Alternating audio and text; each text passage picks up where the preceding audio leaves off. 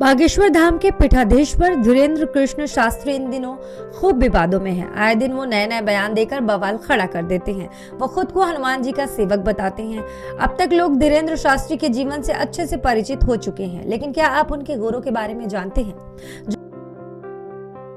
जगत गुरु रामभद्राचार्य का जन्म 14 जनवरी 1950 को यूपी के जौनपुर में हुआ था। उनका नाम गिरधर मिश्रा था। सरयू पारेड़ ब्राह्मण कुल के वशिष्ठ गोत्र में जन्मे रामभद्राचार्य की आंखें मात्र 2 महीने की उम्र में ही चली गई। दरअसल उन्हें ट्रक्रोम नाम की बीमारी हुई थी। गांव की महिला ने कोई दवा डाली तो आंखों से खून निकलने लगा। उनका इलाज हुआ, लेकिन कोई फायदा नहीं हुआ। उन्होंने कहा कि मैंने उसे मंत्र दिया है, वो जो लोगों को बता रहा है सही कर रहा है। चलिए आपको इनके गुरु की पूरी कहानी बताते हैं। बचपन में ही आंख जाने के बाद उनके दादा ने उन्हें पढ़ाया। दादा ने ही रामायण, महाभारत, सुख सागर, प्रेम सागर, वज्रविलास जैसी किताबों का पाठ कराया। उन्होंने महज 3 साल की उम्र में अपनी रचना अपने दादा को सुनाई तो सब दंग रह गए।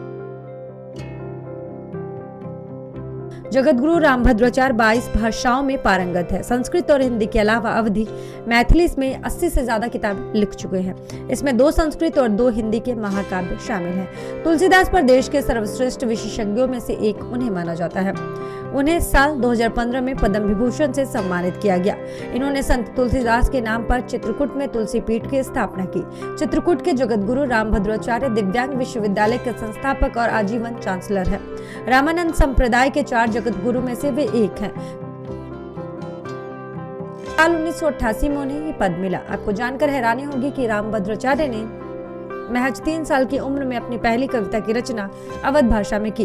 हालांकि वो ना तो लिख सकते हैं, ना ही पढ़ सकते हैं और ना ही कभी उन्होंने ब्रेल लिपि का प्रयोग किया। उन्होंने सिर्फ सुनकर शिक्षा हासिल की और बोलकर अपनी रचनाएं लिखवाते रहे। इसी तरह पंडित धीरेन्द्र शास्त्री के गुरु ने 80 से अधिक पुस्तकों की रचना की, जिनमें 2 संस्कृत, 2 हिंदी के महाकाव्य शामिल है। जगत गुरु रामभद्राचार्य को संस्कृत और हिंदी के अलावा मैथिली सहित 22 जगत गुरु रामभद्राचार्य को संस्कृत और हिंदी के अलावा अवधी, मिथिला सहित 22 भाषाओं का ज्ञान है। रामभद्राचार्य को तुलसीदास पर देश के सर्वश्रेष्ठ विशेषज्ञों में गिना जाता है। सुप्रीम कोर्ट में राम जन्मभूमि और बाबरी मस्जिद ने गवाही दी थी। वेद पुराणों उदाहरणों के साथ उनकी गवाही का कोर्ट भी कायल हो गया। जगत गुरु के बयान ने फैसले का रुख मोड़ दिया। सुनवाई करने वाले जस्टिस ने भी इसे भारतीय प्रज्ञा का चमत्कार माना। एक व्यक्ति जो देख नहीं सकता कैसे वेदों और शास्त्रों के विशाल संसार से उदाहरण दे सकते हैं, इसे ईश्वरीय शक्ति ही मानी जाती है।